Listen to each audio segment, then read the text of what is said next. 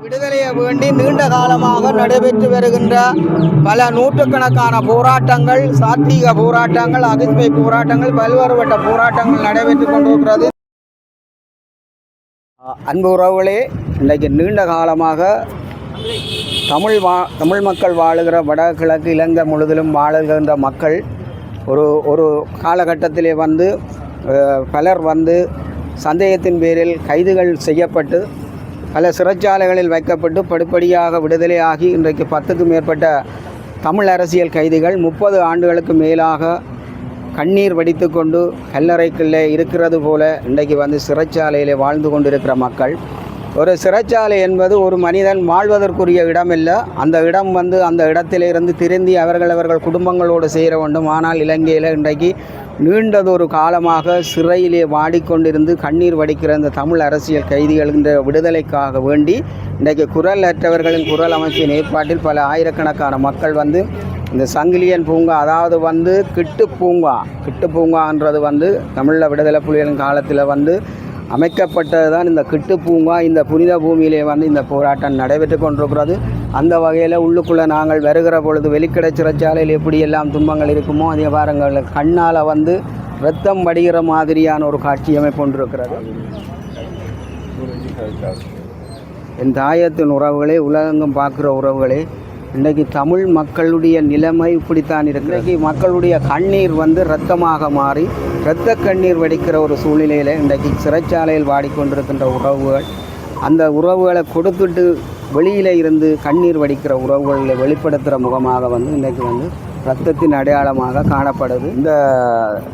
எங்களுடைய உறவுகள் சிறைச்சாலையில் எப்படி வாடிக்கொண்டிருக்கின்றார்கள், எப்படியான துன்பங்களை அனுபவிக்கின்றார்கள் என்ற ஒரு மாதிரியான ஒரு சிறைச்சாலை இப்படித்தான் இருக்கும். சிறைச்சாலையினுடைய தோற்றம் இப்படித்தான் இருக்கும் என்றதை சிறைச்சாலை வடிவமைக்கப்பட்டு இன்றைக்கு சிறைக்குள்ளே இருக்கிற உறவுகள் இப்படித்தான் இருக்கிறான்றதை காட்சிப்படுத்துறது தான் இன்றைய நிலைப்பாடு இருக்கிறது. இங்கே பார்த்தா தெரியும் உறவுகளே, தமிழ் அரசியல் கைதிகளின் விடுதலை நோக்கி என்று சொல்லி வாசகம் பொருத்தப்பட்டு இதில் இருந்து இதில் பார்த்தா தெரியும் குட்டிமணி, அதாவது குட்டிமணி தங்கத்துறை போன்றவர்களுடைய வாசகங்களோடு இப்படியே தொடர்ந்து எங்களுடைய தமிழ் உறவுகள் எப்படிப்பட்ட துயரங்களை அனுபவித்திருக்கின்றார்கள், எப்படி கைது செய்யப்படுகின்றார்கள், எப்படியெல்லாம் சிறைக்குள்ளே துயரங்களை அனுபவிக்கின்றதை மிக அழகாக மிக விளங்கக்கூடிய முறையில் இந்த ஓவியங்கள் வரையப்பட்டு இன்றைக்கு இந்த மண்டபத்துக்குள்ளே காணப்படுகிறது.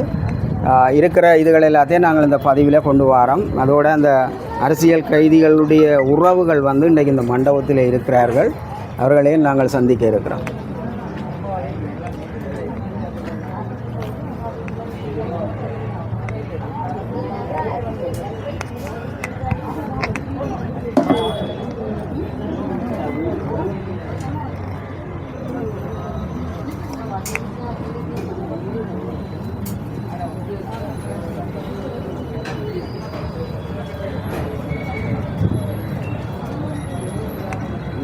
தங்கத்துறை குட்டுமணி ஜெகன் ஈழத்தமிழ் மண்ணில் எங்கும் இழந்திரார் எங்கும் விளந்தொடி தங்கத்துறை குட்டிமணி ஜெகன் உட்பட 37 பேர் படுகொலை, சிறைக்குள் சிங்களவர்கள் வெறியாட்டம் என்ற பத்திரிகையில் பிரசுரிக்கப்பட்ட விடயங்கள் கூட இன்றைக்கு இங்கே காணப்படுகிறது.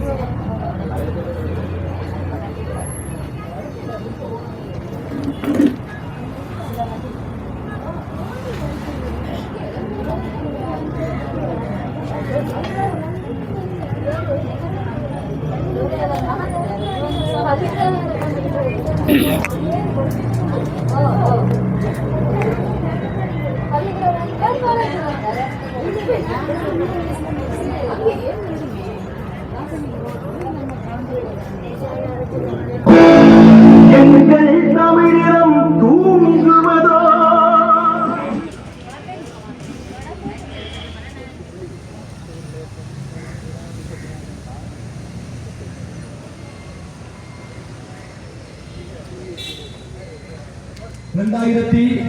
ஆண்டு ஸ்ரீலங்காவின் படை தரப்புகளாலே கைது செய்யப்பட்டு ஸ்ரீலங்காவின் சிறைகளில் 8/8/2012 அன்று படுகொலை செய்யப்பட்ட மரியதாஸ் நேவிஸ் டெல்ரோக்சன் அவர்களுடைய தந்தையார் கிறிஸ்தோவர் மரியதாஸ் நேவிஸ் ஐயா அவர்களை பொது ஈகச்சுடரனை ஏற்றுவதற்காக அழைத்து நிற்கிறோம்.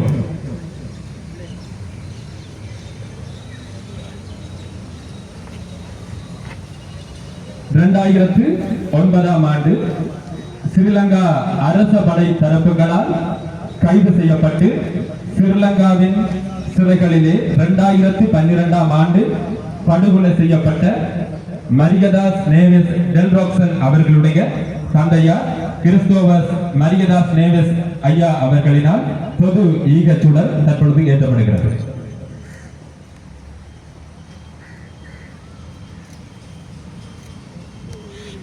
ஸ்ரீலங்காவினுடைய சிறைகளிலே படுகொலை செய்யப்பட்டு தம் இன்னுயிர் நீத்த 11 தமிழ் அரசியல் கைதிகளுடைய நினைவாக இந்த மண்ணின் அடுத்த வித்துக்களாலே அவர்களுடைய நினைவேந்தி இந்த விடுதலை சுடர் ஏற்றல் தற்பொழுது நிகழ்ந்து கொண்டிருக்கிறது.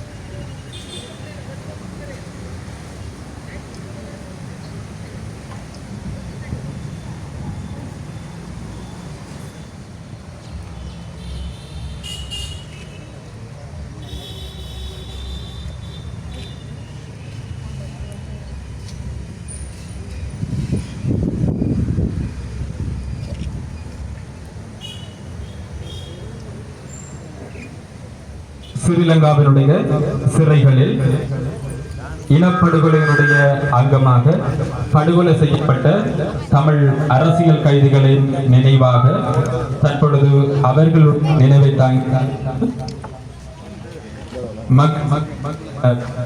மலரஞ்சலியினை செலுத்த முடியும்.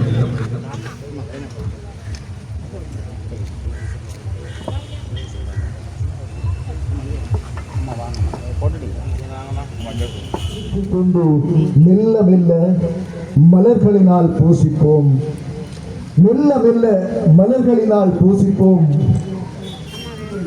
நெஞ்சுகளில் நிறுத்தி மலர்களினால் அஞ்சலித்துக் கொள்கின்றோம். நாங்கள் நேசர்களுக்கான மலரஞ்சலி நிகழ்வு இப்பொழுது நிறைவுக்கு வருகின்றது. நினைவின் வழியே கனவு சுமந்திடும் வாழ்கின்ற இலங்கை தீவிலே ஒரு நிலையான சுபீட்சத்தை ஏற்படுத்துவதன் ஊடாகவே அனைத்து இனங்களும் சமூக பாதுகாப்புடன் நிம்மதியாகவும் சுதந்திரமாகவும் வாழ முடியும் என்பதை நாம் நன்கறிவோம். அந்த வகையில் நாட்டில் புரையோடி போயிருக்கின்ற இனப்பிரச்சனைக்கு தீர்வு கண்டு நிலம், மொழி, கலை, கலாச்சாரம் என்கின்ற அத்தனை அம்சங்களை கொண்ட பூர்வீக தமிழினத்தின் தீவிலே சுயாதீனமாக வாழ்வதற்கு இடமளிக்க வேண்டும். அதற்கு முரண்பட்ட இரு இனங்களுக்கும் இடையில் நல்லிணக்கம் மிகவும் அவசியமாகின்றது. நல்லிணக்கம் பேசுவதென்றால் இன முரண் விளைவுகளால் 14 முதல் 30 ஆண்டுகளுக்கும் மேலாக சிறை வைக்கப்பட்டுள்ள தமிழ் அரசியல் கைதிகள் அல்லது போர் கைதிகளை நல்லெண்ண சமிக்கையாக விடுதலை செய்ய வேண்டும். அதுவே உலக மரபாகும். இரு இனங்களுக்கும் இடையிலான சமூக நல்லுறவை பலப்படுத்துவதற்கும் உறுதிப்படுத்துவதற்கும் தமிழ் அரசியல் கைதிகளின் விடுதலை சாதகமான காரணியாகவே அமையும். ஒரு பூர்வீக தேசிய இனத்தின் வாழ்வுரிமை போராட்டத்தின் பெயரில் கைது செய்யப்பட்டு நீண்ட நெடும் காலங்களாக சிறை வைக்கப்பட்டவர்கள் என்ற அடிப்படையில் தனி நபர்களாக அவர்களை தொடர்ந்தும் தண்டிக்கப்படலாக அரசு உடனடியாக அவர்களை விடுதலை செய்ய வேண்டும். விளக்கமறியலில் வைக்கப்பட்டுள்ள தமிழ் அரசியல் கைதிகளுக்கு எதிராகவும் விடுவிக்கப்பட்டவர்களுக்கு எதிராகவும் மேலும் மேலும் புதிய குற்றச்சாட்டுக்களை சுமத்தி வழக்குகள் தொடர்வதை விடுத்து அவர்களை விடுவிப்பதும் இயல்பு வாழ்வுக்கு அவர்களை திருப்புவதற்கும் அரசாங்கம் சிந்தித்து அதற்குரிய வழிமுறைகளில் ஈடுபட வேண்டும். நாட்டில் யுத்தம் முடிவடைந்து பல வருடங்களுக்கு பின்னரும் மீளுருவாக்கம் என்ற பெயரில் பயங்கரவாத தடை சட்டத்தின் கீழ் கைது செய்யப்பட்டு பிணையில் விடுவிக்கப்பட்டவர்கள் வழக்கு விசாரணைகளுக்கு கொண்டு செல்வதன் ஊடாகவே அவர்கள் இயல்பு வாழ்வுக்கு வழிவகுக்க வேண்டும். தொடர்ந்தும் பயங்கரவாத தடை சட்டத்தின் கீழ் கைதிகளை மேற்கொள்வதும் கைதிகளை விடுவிக்காதிருப்பதும் எந்த ஒரு ஜனநாயக அரசுக்கும் ஏற்புடையதல்ல. தற்போது அதிகாரத்தில் இருக்கின்ற மக்கள் விடுதலை முன்னணி கடந்த காலத்தில் அப்போதைய அரசுக்கு எதிராக கிளர்ச்சிகளில் ஈடுபட்டதன் பெயரில் பயங்கரவாத தடை சட்டத்தின் கீழ் கைது செய்யப்பட்டு சிறை வைக்கப்பட்டிருப்பதையும் பின் நாட்களில் இடம்பெற்ற அரசியல் மாற்றத்தின் விளைவுகளால் 1994 தொடக்கம் 95 கால பகுதிகளில் ஒரு நீதி அதிகாரம் கொண்ட சிறப்பு ஆணைக்குழு நிறுவப்பட்டு அதன் பரிந்துரைக்கு அமைவாக அவர்கள் விடுதலை செய்யப்பட்டதையும் தற்போதைய நடப்பு அரசாங்கம் நினைவில் கொண்டு சிறையில் வாழும் தமிழ் அரசியல் கைதிகளை உடனடியாக விடுவிக்க விசேட பொறிமுறை ஒன்றை உருவாக்க வேண்டும். கடந்த காலங்களில் வெலிக்கடை, களுத்துறை, பூசா, அனுராதபுரம், கொழும்பு, கண்டி போன்ற சிறைச்சாலைகளில் திட்டமிடப்பட்ட வகையில் மேற்கொள்ளப்பட்ட கலவரங்களினாலும் கட்டவிழ்த்து விடப்பட்ட வன்முறைகளினாலும் இரக்கமற்ற முறையில் நயவஞ்சகமாக படுகொலை செய்யப்பட்ட தமிழ் அரசியல் கைதிகள் அல்லது போர் கைதிகள் தொடர்பில் முறையான நீதி விசாரணை மேற்கொள்ளப்படவில்லை. அதற்கான நிவாரணம் வழங்கப்படவில்லை. பொது காரண காரியத்தின் நிமித்தம் பல வருடங்களாக சிறையில் இருந்து விடுதலையான தமிழ் அரசியல் கைதிகள் மீது அரசு பாதுகாப்பு தரப்புகளால் மேற்கொள்ளப்பட்டு வருகின்ற அச்சுறுத்தல்கள் உடனடியாக நிறுத்தப்பட வேண்டும். மேலும் அவர்கள் யாவரும் சமூகத்துடன் இணைந்து வாழ்வதற்கான சமூக, பொருளாதார, வாழ்வாதார, ஆன்மீக உறுதிப்பாடு மற்றும் தொழில் வழிகாட்டல்களை அரசு இதுவரை வழங்கவில்லை. கைதிகள் விடுவிப்பு மற்றும் விடுவிக்கப்பட்ட கைதிகளுக்கான சமூக பாதுகாப்பு யாவற்றையும் போர்க்கால நடவடிக்கை போன்று துரிதமாக அரசு மேற்கொள்வதன் மூலம் சமூகங்களுக்கிடையே நல்லிணக்கத்தையும் நல்லுறவையும் நம்பிக்கையையும் கட்டியமைக்க முடியும். இன்றைய நாள் சிதறல்களை களைந்து சிறுமைகளை நீக்கி ஒற்றுமையாய் இணைந்து கூடும் உயர்ந்த நாள். விடுதலைக்கான அழைப்பை ஏற்று வடக்கு கிழக்கு மாகாணங்களில் இருந்து திரண்டு வந்து பலம் சேர்த்த உறவுகளுக்கு நன்றி. விடுதலை விருட்சத்துக்கான விடுதலை நீரை கொண்டு வந்து ஈழத் தமிழர் ஒற்றுமையை மீண்டும் வலுப்படுத்திய மானுட விடுதலையாளர்கள் அனைவருக்கும் அன்பின் இணைவு. அத்துடன் இந்நிகழ்வு விடுதலை பெருவழியில் நீண்டு பயணிக்கும் அனைத்து உறவுகளுக்குமான அன்பான வேண்டுகோள்.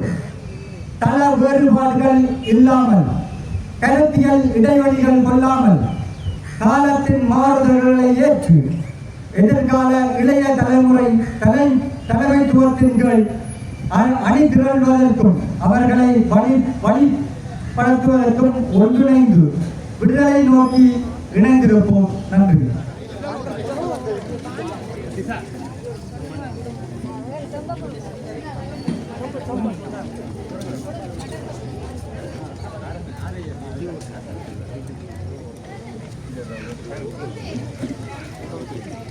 வடக்கு மாகாணத்தின் தீவக பகுதிகளில் விடுதலை நீர் சேமிப்பு மையத்தில் விடுதலை நீரை உணர்வில் எமது உள்ளத்தில்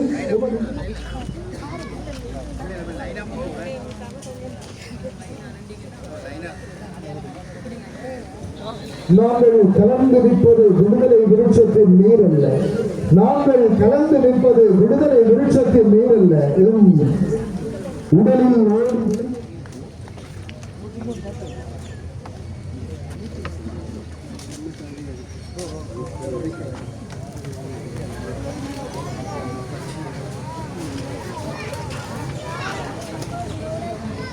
முப்பது வருஷம் சிறையில் இருக்கிற விக்னேஸ்வரநாதன் பார்த்திபன்ற தங்கச்சி தான்.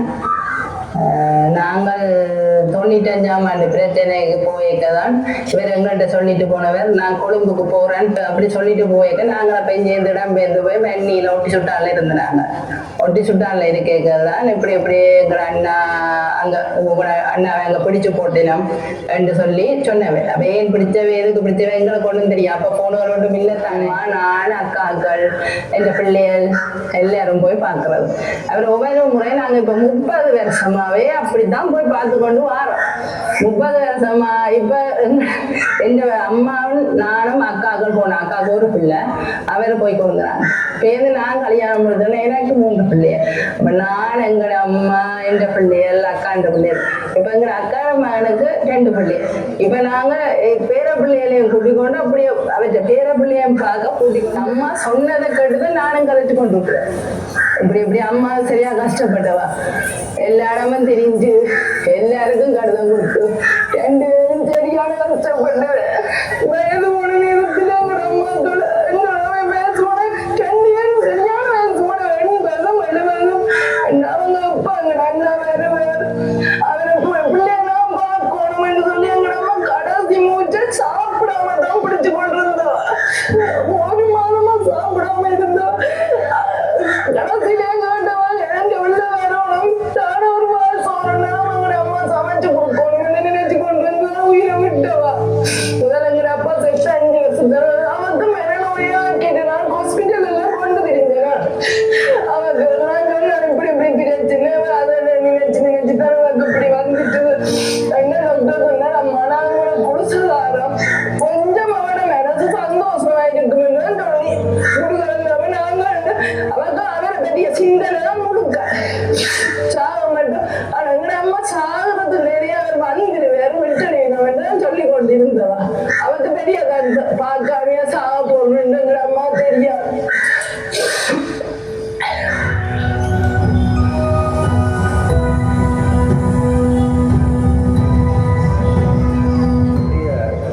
எங்களுடைய தமிழ் அரசியல் கைதிகள் என்பது ஒரு பொதுவான விடயத்துக்காகத்தான் கைது செய்யப்பட்டார்கள். அதே நேரத்தில் நான் வெளியில வரும்போது இந்த வலியோட அவருடைய விடுதலைக்கான பயணத்தை என்னிடத்துல ஒப்படைச்சிருக்கிறார்கள். அந்த பொறுப்போட நான் வெளியில வந்திருக்கிறேன். அந்த செயற்பாட்டுக்காக தொடர்ந்தும் எங்களாலான பங்களிப்பை நாங்கள் தொடர்ந்து எனக்கு 1 வயது இருக்கும்போதுங்கிற அப்பா பிடிச்சிட்டு போனவை இப்போ 17 வருஷமா அது. இந்த 1 வயசுலேருந்து நான் அப்பாவை பிரிஞ்சுதான் இருக்கேன். அப்பாவோட அன்பும் அப்பாவோட அரவணைப்பும் எனக்கு கிடைக்கல. வேறு ஆட்களுக்கு கிடைக்கும் போது பார்த்து தவிச்சிருக்கேன். ஆனால் இது வரைக்கும் எனக்கு அப்பாவோட பாசம் கிடைக்கணும்னு அங்கே இருக்கும். ஆனால் இது வரைக்கும் கிடைச்சதில்லை. இந்த மாதிரி மன்னம் புண்டாவும் விட்டலுக்கு இந்த 2 பிள்ளைகளும் தங்கிட்டு இருக்கிறாங்க.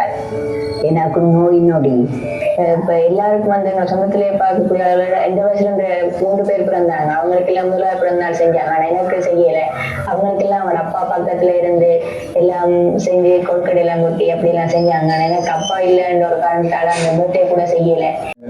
இவ்வாறுதான் செல்ல போகுதா என்ற ஒரு கேள்வியோடு உங்களுடைய பயணங்கள் தொடர்ந்து கொண்டே இருக்கு.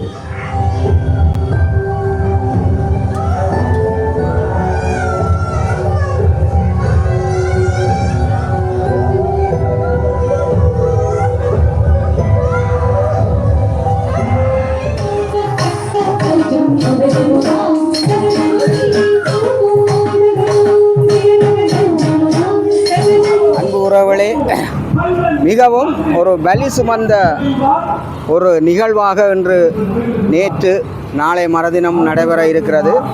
இந்த அரசியல் கைதிகளுடைய விடுதலைக்காக இலங்கையில் மட்டுமல்ல உலக நாடுகளெங்கும் இந்த விடுதலைக்காக பலர் குரல் கொடுத்து வருகிறார்கள். பல உண்ணாவிரத போராட்டங்கள் நடைபெறுவது, பல கவன ஈர்ப்பு போராட்டங்கள் நடைபெறுவது தொடர்ச்சியாக அந்த வரிசையிலே இன்று யாழ்ப்பாணத்தில் உள்ள கிட்டு பூங்காவிலே 2ஆம் நாள் நடைபெற்ற நிகழ்வுகளை எமது காணொளி மூலம் தருகிறோம்.